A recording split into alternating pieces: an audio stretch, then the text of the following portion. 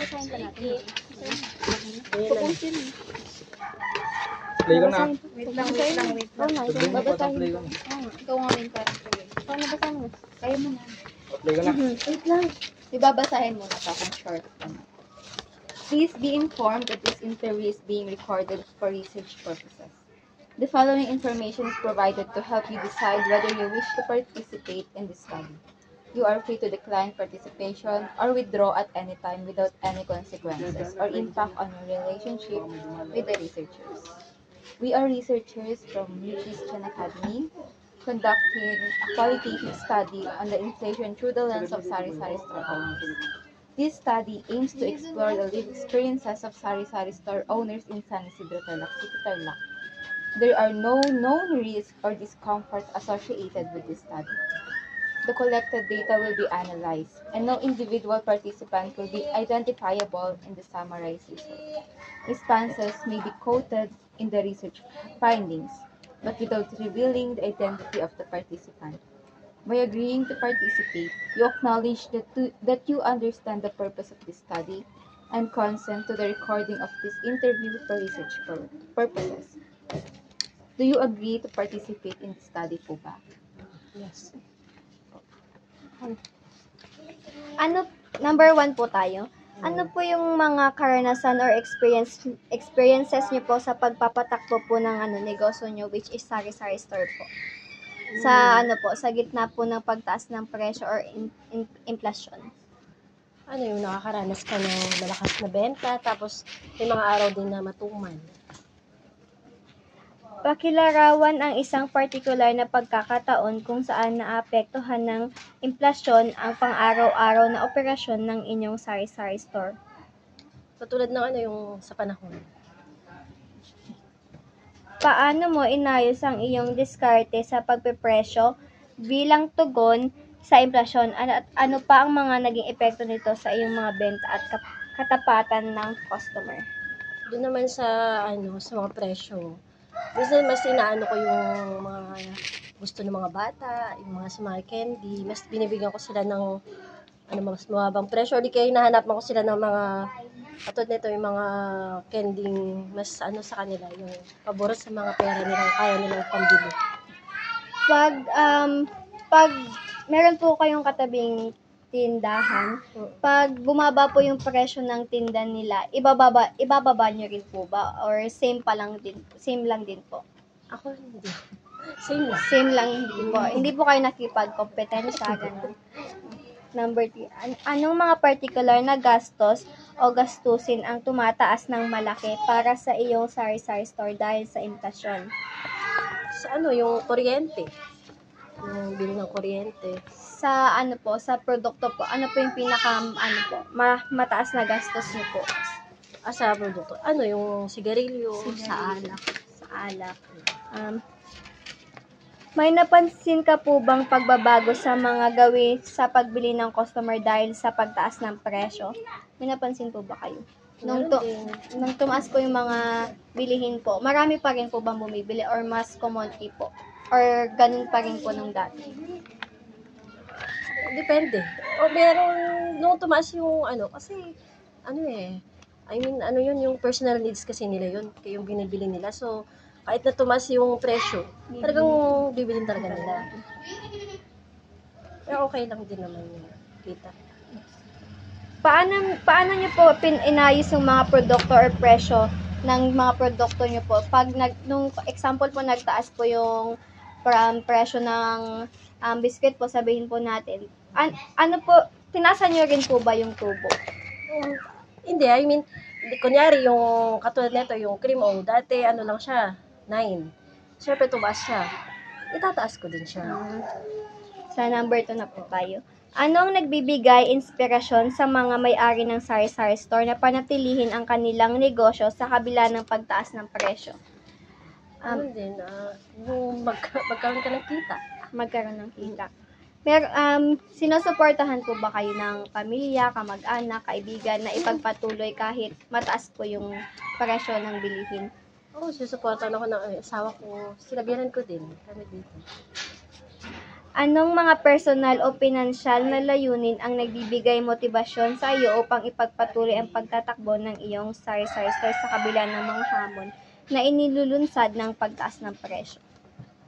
Yung pamilya ko, yung mga anak ko din. Siyempre malaking tulong. Pag may sari-sari store kasi, malaking tulong din siya. Mandagdag ano din siya yung sa pangangailangan sa buhay.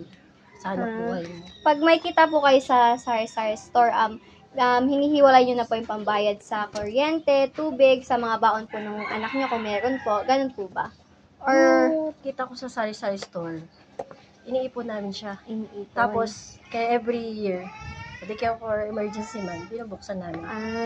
Katulad yung kita ko sa yelo, ilalagay ko siya dun sa Parang ano po, sa tubig alkansya kami. po. So, tapos nung nakaraan, naka-open kami.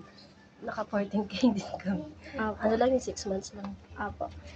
Paano mo isinaalang-alang na nag-ambag ang iyong sari-sari store sa kapakanan ng iyong pamilya, komunidad, o mga empleyado? Meron po ba kayong mga ano? Wala, family.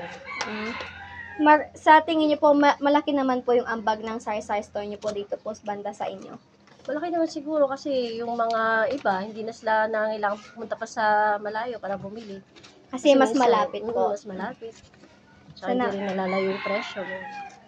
Nakatanggap na po ba kayo ng suporta at panghikayat mula sa pamilya, kaibigan o mga miyembro ng komunidad na tumulong sa inyo upang manatiling motibado sa pagpapanaliti ng iyong sari-sari store? Meron na kasi, syempre, yung sari-sari store ko, nung nakaranas din ng pagkalugi, ganyan. So, binibigyan din nila Binibigyan po kayo ng support. support. Meron ba kayong mga layuning pangmatagal na tulad ng katatagan sa pinansyal na nagbibigay inspirasyon sa iyo upang ipagpatuloy ang pagpapatakbo ng iyong sari-sari store sa kabila ng pagtaas ng presyo? Yung pangmatagalan po na ano, parang, ano po tawag doon?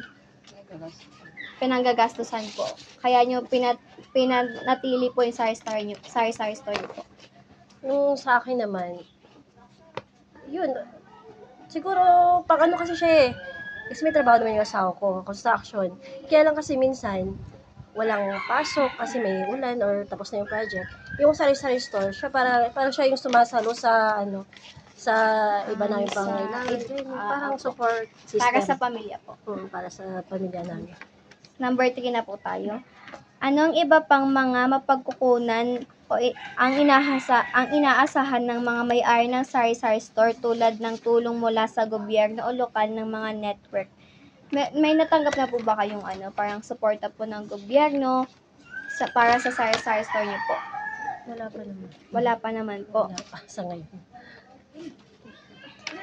Hindi naman sa English. Ano naman sa Italian? Gumagamit po ba kayo ng local networks, katulad ng social media, ganon, para ma-motivate po yung ibang mga small business like sari-sari store owners? Ganon. Hindi man kasi hindi man ako online sabi. Talagang dito lang sa Kahit po sa page ng government, para tignan po kung babalitaan po kung saan po yung mga tumataas na presyo. Ganun po. Sa TV po, minsan pag nanonood po kayo. nanonood lang ganyan. May natanggap na po ba kayong tulong sa mga suppliers, distributors, or other business partners? Yung mga free sa mga, minsan pag bumibili, may mga promo-promo, ganyan. Pag Pasko, nagbibigay sila ng regalo.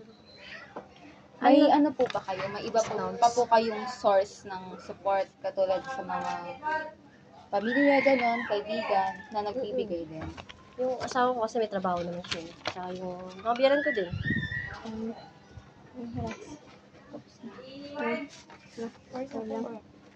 Number 4 na po tayo. Batay sa mga natuklasan, ano ang mga input na maaaring makuha upang matulungan ang mga sari-sari store na umandad sa gitna ng inflasyon? Ano po Para yung sa mga... akin, siguro yung panatalihin yung yung puhunan na huwag siyang hayaang maubos. Kasi once na naubos yung puhunan, doon na mauumpisang mararamdaman yung pagkalugi hanggang sa maubos na talaga siya. Hindi mo na napapansin. Ano po yung meron na po bang mga programa na ilulungsad po yung yung government po or mga barangay po para po sa mga sari-sari store owners para po mapanatili po nila yung takbo ng sari-sari store po nila? Meron na po bang Kung mga sa karanasan ko, parang kumuha lang ako ng permit, pero yung support or ano, parang wala. Wala pa po. Oo. Wala. Wala pa. Anong mga papel ang maaring gampanan ng lokal na kooperatiba? Ito, kung makakausap, kung may kakayahan po kayong makausap yung government. Sige, pwede pong tumigil kung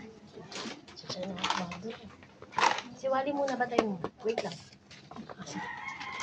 kung may kakayahan po kayong kausapin ng government, ano pong tulong ang gusto niyo pong hingin po sa kanila?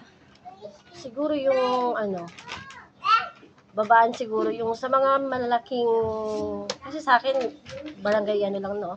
Siguro sa mga malalaking groceries, yung huwag naman masyado mataas yung BIR, yung mga inaano nila masyado sa tax nila. Kasi yung kawawa din.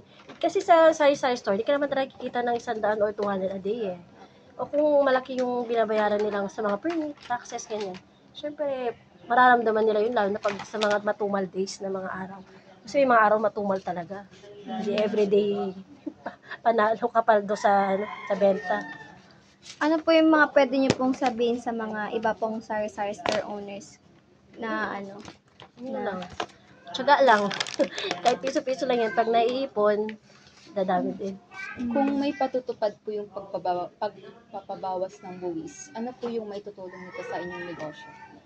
Mas ano siya, mas magiging affordable yung mga bilihin. Kung mabibili ko kasi siyang mas mura, dahil sa tax kasi minsan tumataas din talaga eh. Kung mas mura, syempre mas affordable sa mga kapitbahay ko na mamimili sila, mas mura. Kasi kung mura mo siyang mabibili, mas mura mo din siyang maibibigay din sa mga mga customers mo. Okay na po. Thank you po. Sige. Thank you po.